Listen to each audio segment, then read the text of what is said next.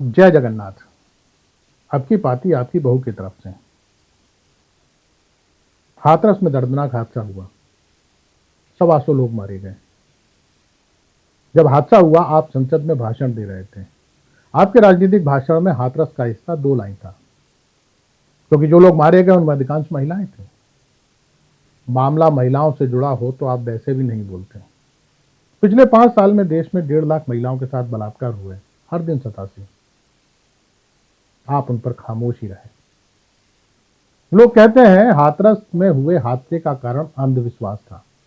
अगर यह सच है तब भी यह आपके लिए शर्मिंदगी का कारण होना चाहिए, क्योंकि पिछले 10 साल में लोगों को अंधविश्वास में धकेलने का काम आप और आपकी पार्टी बखूबी कर रही है। इस देश में जितनी यूनिवर्सिटी नहीं बनी उससे अधिक मंदिर बने हैं। शिक्षा से ज्यादा प्रचार प्रसार कांवड़ यात्रा का हो रहा है। जिस गुजरात मॉडल के नाम पर आप सत्ता में आए वहां 55% लड़कियां और 41% लड़के 12वीं तक नहीं पहुंच पाते। अशिक्षा अंधविश्वास की जननी है, पर हमारे देश में राजनीति भी अंधविश्वास की जननी है। मठों और आश्रमों से वोटों की फसल लहलहाती है, इसीलिए सत्ता उसके खिलाफ खामोश रहती है। जो मारे गए उन्हें भरोसा था कि बाबा की चरण रस से उनकी बीमारियां दूर हो जाएंगी। जब आप संसद में देश को दुनिया की 5वीं अर्थव्यवस्था बता रहे थे, तब इस देश का गरीब यह मानकर चल रहा था कि सरकारी अस्पताल में दवा की तुलना में उसे बाबा की चरण रज आसानी से मिल जाएगी। इसके लिए उसे महंगी जांचों की भी जरूरत नहीं है। लोग करें भी क्या, मौत अंतिम सच है। जो बाबा के दरबार में बच गए वो अस्पतालों में इलाज के अभाव में मर गए। आपके 4 घंटे के भाषण में आप हाथरस पर 10 सेकंड बोले और पेपर लीक पर 1 लाइन। यह मामला नीट से जुड़ा हुआ है। पिछले 10 साल में चिकित्सा शिक्षा का जो हाल हुआ है उसे सोच कर ही डर लगता है। पिछले 7 साल में 70 पेपर लीक हुए, उसका जिक्र आपके भाषण में नहीं है। अब आपकी सरकार में दोषी तो कोई होता नहीं, तो एक बार फिर किसी की जिम्मेदारियां तय नहीं की गई। अपने काम से ज्यादा आप कांग्रेस के काम पर बोले। वैसे पिछले 10 साल से आप यही बोल रहे हैं। आपने कहा कांग्रेस सेलेक्टिव राजनीति करती है, पर वह तो आप भी करते हैं। आपको संदेश खली तो याद आया, पर प्रज्वल रेवन्ना याद नहीं आया, जिसके लिए वोट मांगने आप खुद ही पहुंच गए थे। आपको वे महिला पहलवान भी याद नहीं आई जिन्हें आपकी ही पुलिस ने सड़क पर घसीटा था।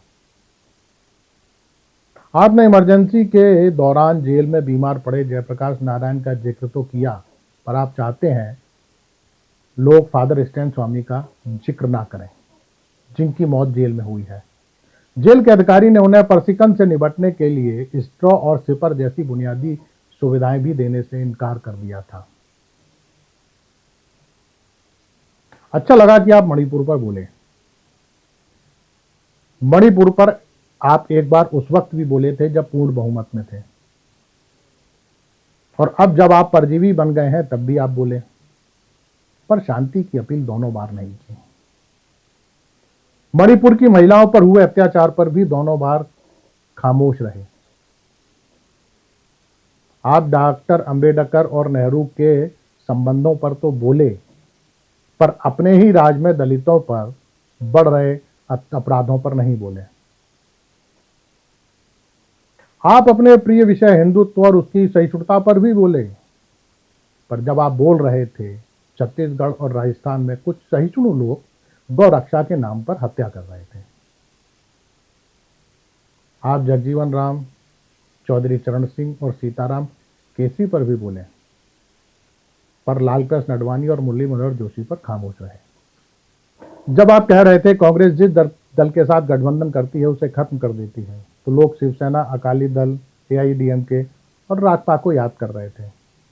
जब आप कांग्रेस के भ्रष्टाचार पर भाषण दे रहे थे तब लोग बिहार में नौका विहार कर रहे पुलों को देखकर तालियां बजा रहे थे। पिछले 10 सालों में राहुल गांधी की लॉन्चिंग कांग्रेस से अधिक बार आपने की है। यही कोशिश इस बार भी आपके पूरे भाषण में रही।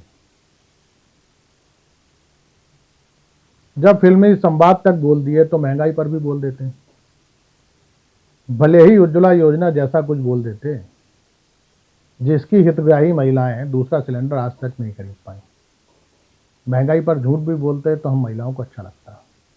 शेष कुशल, एक आम भारतीय, सेवक राम की बहू। नमस्कार।